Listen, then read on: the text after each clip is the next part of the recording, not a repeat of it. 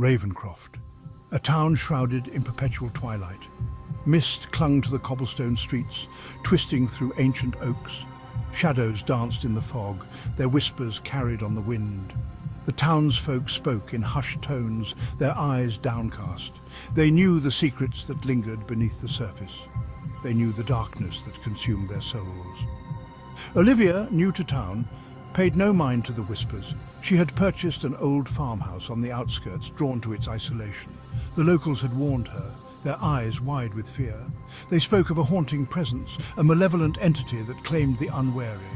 But Olivia dismissed their warnings as mere superstition. She believed in logic, in reason.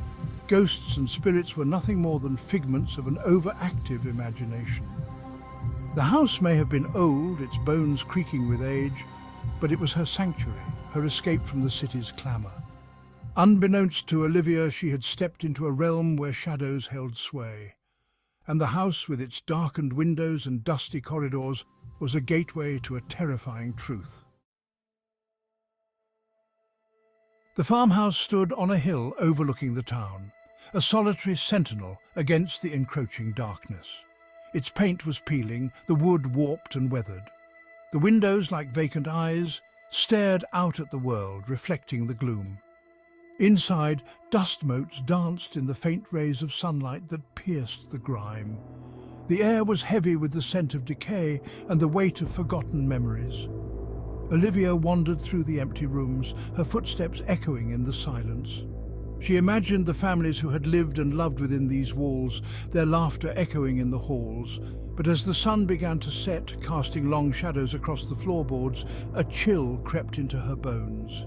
The whispers started subtly, a rustling in the attic, a floorboard creaking beneath her feet. Olivia dismissed them, attributing them to the age of the house. But as the nights grew longer, so did the intensity of the sounds. Sleep became elusive. Olivia would lie awake in the dead of night, her heart pounding in her chest. The whispers seemed to grow louder, more insistent. They seemed to emanate from the walls themselves, from the very fabric of the house.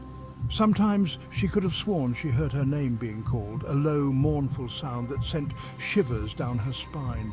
Shadows danced at the edge of her vision, twisting and contorting into grotesque shapes. One night, Olivia awoke with a gasp, her body drenched in a cold sweat. She had dreamt of a woman, her face obscured by darkness, her eyes burning with a cold, malevolent light. The woman reached out to her, her fingers like claws, her voice a guttural rasp. "You are mine now," she hissed. Olivia sat up in bed, her breath coming in short, shallow gasps. The room was dark, the only sound the beating of her own heart. She tried to convince herself it was just a dream, a figment of her imagination. But deep down, a seed of doubt had been planted. Section 4. A Path in the Woods. Driven by a force she couldn't explain, Olivia found herself drawn to the woods behind her house. The trees stood tall and imposing, their branches intertwined overhead, blocking out the sun. The air was thick with the scent of pine needles and damp earth. A narrow path snaked its way through the undergrowth, beckoning her forward.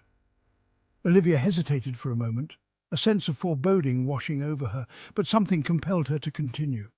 The path led her deeper and deeper into the woods. The air grew colder, the silence broken only by the sound of her own footsteps.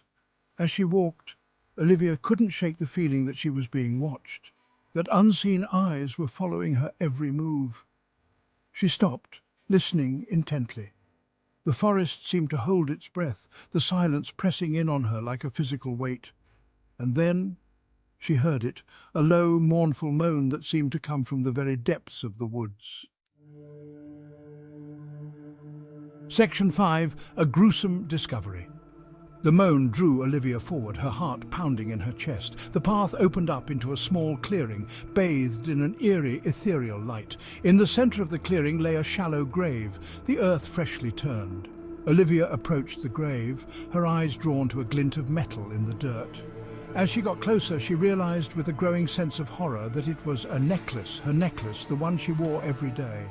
With trembling hands, she brushed away the dirt, revealing the body of a young woman.